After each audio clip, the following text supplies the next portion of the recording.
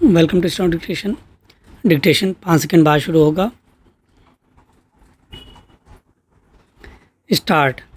पश्चिम Asia में जारी संघर्ष का असर अब केवल तेल, गैस और अन्य वस्तुओं की आपूर्ति प्रभावित होने तक सीमित नहीं रह गया है, बल्कि इससे समुद्र की पारिस्थितिकी पर भी खतरा मंडराने लगा है।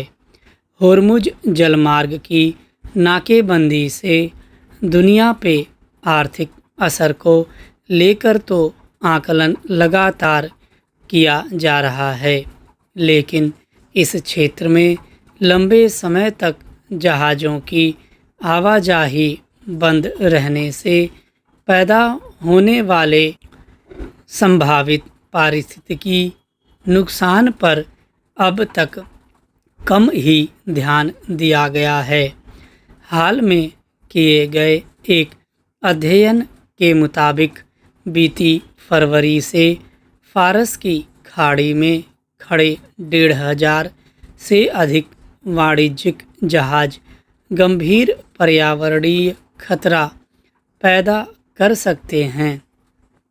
इन जहाज़ों के स्थिर रहने से इनके बाहरी हिस्सों पर समुद्री जीवों और वनस्पतियों की परत जमा हो सकती है।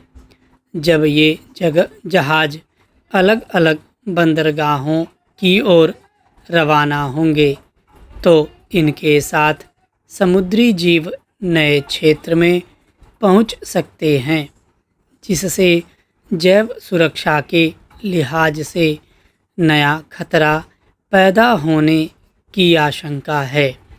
यह अफसोसनाक है कि इस दोहरे खतरे से बेफिक्र होकर अमेरिका और ईरान अपनी अपनी जिद पर अड़े हैं। गौरतलब है कि अमेरिका और ईरान के बीच युद्ध समाप्त करने को लेकर अंतरिम समझौता होने के बावजूद शांति वार्ता आगे नहीं बढ़ पा रही है। एक बार संघर्ष विराम पर सहमति बनने के बाद भी दोनों देशों की ओर से पलटवार का सिलसिला जारी है। इसी का नतीजा है कि ईरान ने होर्मुज जलमार्ग को फिर से बंद कर दिया है और इसके जवाब में अमेरिका ने दोबारा पूरे क्षेत्र की नाकेबंदी कर दी है। ईरान ने बीते सोमवार को दो टूक कहा कि जब तक अमेरिका उनकी शर्तों को स्वीकार नहीं करेगा, तब तक वह होर्मुज जलमार्ग को फिर से नहीं खोलेगा। दरअसल ईरान चाहता है कि अमेरिका नाकेबंदी हटाए, युद्ध से हुए नुकसान के लिए मुआवजा दे, आर्थिक प्रतिबंध खत्म करे और उसकी जब्त संपत्तियों को मुक्त करे। ईरान की इन शर्तों को लेकर अमेरिका कितना गंभीर है, इसका अंदाज़ा राष्ट्रपति डोनाल्ड ट्रंप के उस बयान से लगाया जा सकता है, जिसमें उन्होंने कहा कि तेहरान के वार्ताकारों ने अब तक ऐसी कोई मांग नहीं उठाई है।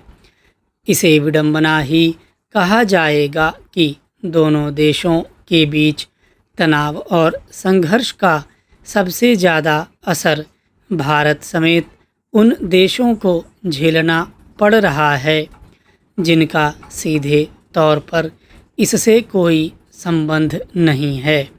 हालांकि पश्चिम एशिया में फिर से शांति कायम करने की जिम्मेदारी दोनों देशों की है, लेकिन युद्ध की शुरुआत चूंकि अमेरिका और इजराइल ने मिलकर की थी, इसलिए समाधान के रास्ते तलाशने का दायित्व भी उन पर ज़्यादा है। सवाल अब वैश्विक आपूर्ति श्रृंखला के बाधित होने से उपजे संकट का ही नहीं है, बल्कि समुद्र के पर्यावरण का भी है। लंबे समय तक जहाज़ों के एक ही स्थान पर स्थिर रहने और उसके बाद विभिन्न बंदरगाहों की ओर रवाना होने से उनके साथ समुद्री जीव, पौधे, परजीवी और अन्य रोगजनक सूक्ष्म जीव भी नए क्षेत्रों में पहुंच जाएंगे, जिससे स्थानीय पारिस्थितिकी तंत्र, मत्स्य संसाधन, जलीय कृषि और तटीय उद्योग को भी नुकसान हो सकता है। यही नहीं, अगर तेल से भरे जहाज़ों पर बड़े हमले होते हैं तो समुद्र में तेल फैलने से बड़े पैमाने पर जलीय जीवों को नुकसान होगा।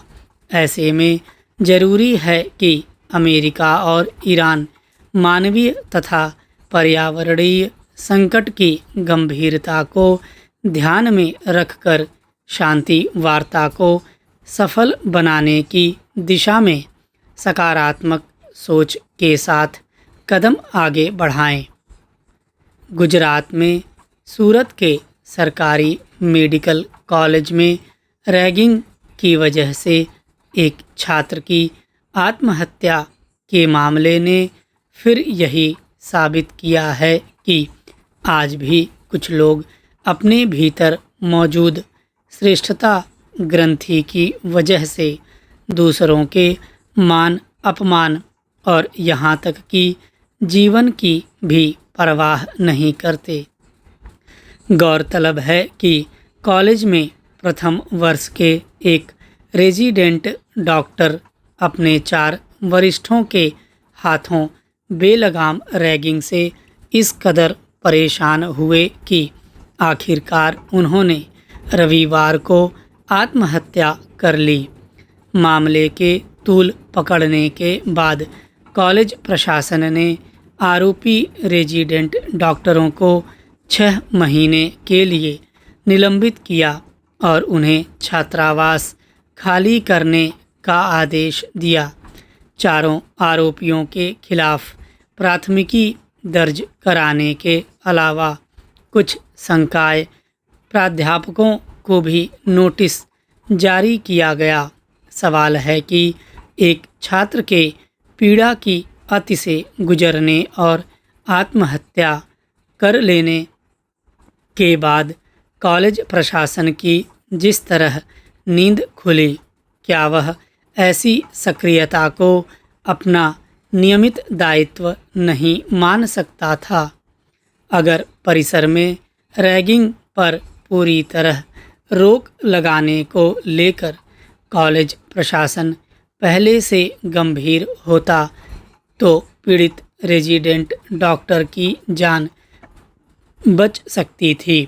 विडंबना यह है कि उच्च शिक्षण संस्थानों में रैगिंग के चलन के त्रासद नतीजों पर व्यापक चिंता उभरने, इस पर रोक लगाने की चौतरफा मांग और इस संबंध में सुप्रीम कोर्ट के सख्त दिशा निर्देशों के बावजूद इस समस्या पर पूरी तरह काबू नहीं पाया जा सका है।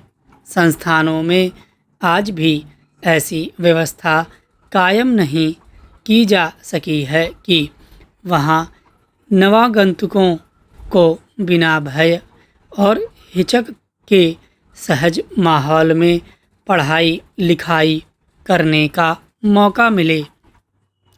जिन नए विद्यार्थियों को अपने शुरुआती दौर में ही परिचय के नाम पर अपमान बोध और उत्पीड़न का सामना करना पड़ता है, उनके मन मस्तिष्क पर इसका गहरा असर पड़ता है और कई बार जीवन और समाज के प्रति उनका नज़रिया भी निर्धारित हो जाता है।